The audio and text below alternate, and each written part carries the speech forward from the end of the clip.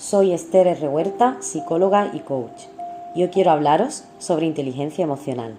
No es la primera vez que lo hago, ya que es un tema que me apasiona y en el que me especialicé. ¿Cómo podríamos definir la inteligencia emocional?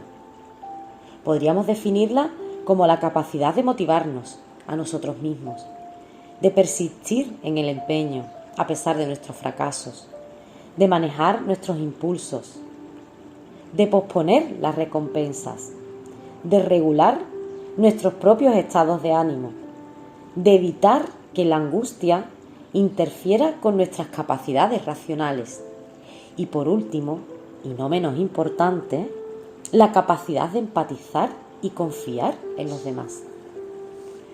A pesar de existir varias definiciones, todas tienen una misma base, y es que la inteligencia emocional nos proporciona conocimiento sobre nosotros, confianza en nuestras habilidades y amor propio, que nos permite ser más compasivos con nosotros mismos y con nuestro entorno.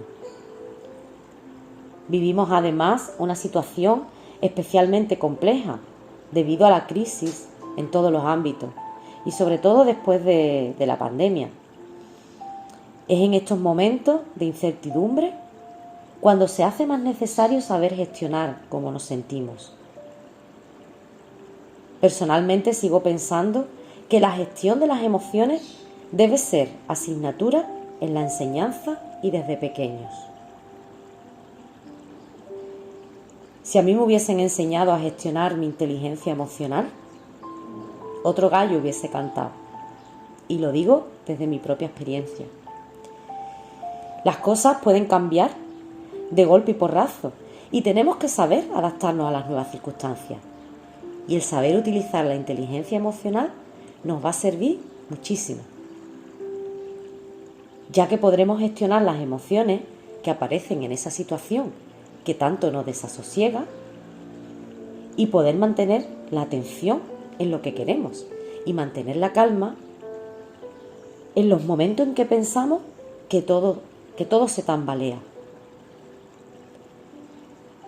Hay que tener en cuenta que ante una situación nueva nos solemos estresar y nos crea ansiedad, porque no sabemos qué va a pasar.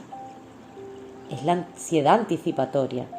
Por lo tanto, hay que vencer ese estrés y esa ansiedad. Y el primer paso que vamos a dar es el de identificar nuestras emociones y ponerle nombre a lo que nos pasa. En segundo lugar, identificar los pensamientos que están generando esa sensación de estrés y de ansiedad. Y a partir de ahí, vamos a elaborar un plan para el día a día y acabar con ese estrés y convertir ese plan en una práctica diaria o lo que se viene a decir en un hábito. Y ese hábito podría incluir ejercicios para transformar nuestro diálogo interno, es decir, transformar cómo nos hablamos a nosotros mismos, hacernos conscientes de cuál es nuestra postura y cómo movernos y cómo tratamos a nuestro cuerpo, que es donde habitan nuestras emociones. También incluiremos ejercicios de respiración. Anclarnos en ella nos hará sentirnos en calma y tranquilos. Estar en el momento presente, la meditación o el mindfulness, atención plena, que para mí fue un antes y un después en cuanto conocí esta práctica. Tema que da para otro día. También nos servirá de momentos de conexión con nosotros mismos y con personas queridas.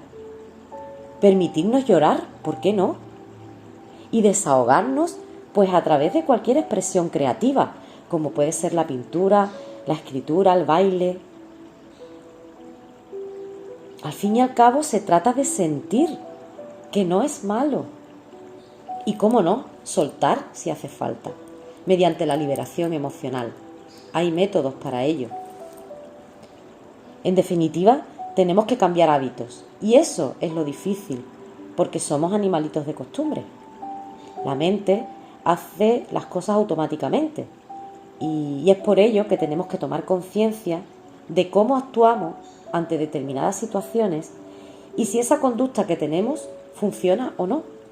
Y si no funciona, cambiarla por otra y convertirlo en un nuevo hábito.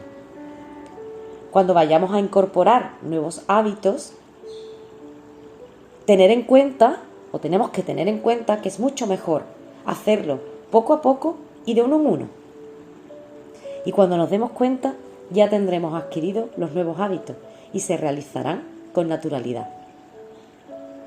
Por tanto, qué importante es cuidar mente y emociones.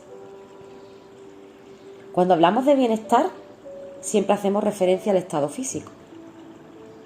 Sin embargo, podemos estar físicamente bien o saludables, pero sentirnos tristes, por ejemplo, con lo cual ya no estamos bien, ni mental ni emocionalmente. Cometemos el error de solo buscar el bienestar físico.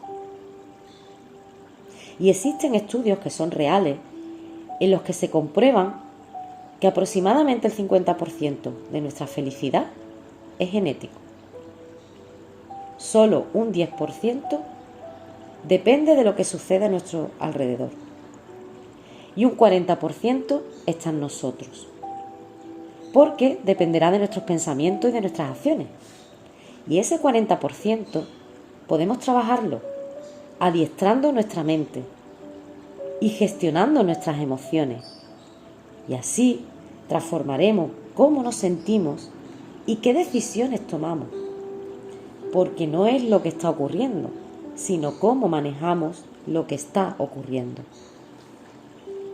Y por supuesto, hablamos de gestión, no de control de las emociones, porque el control se hace desde el miedo y nos reprime. Y el objetivo es sentirlas, reconocerlas, manejarlas y, si es necesario, soltarlas cuando hagan acto de presencia.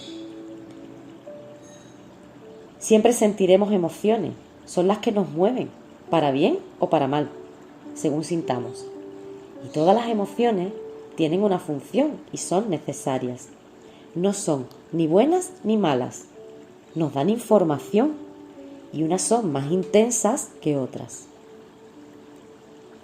Aprender a gestionar las emociones y a entrenar la mente se puede hacer a cualquier edad, pues el aprendizaje nunca termina. Yo misma estoy en continuo aprendizaje. Solo requiere que pongamos de nuestra parte, al igual que pasa con el ejercicio físico o el entrenamiento físico. Eso sí, tenemos que adquirir el compromiso, involucrarnos, dar el primer paso y estar dispuestos a comprometernos con el proceso. Si no, estamos perdiendo el tiempo. Así que vamos a tomar la responsabilidad de nuestros propios sentimientos.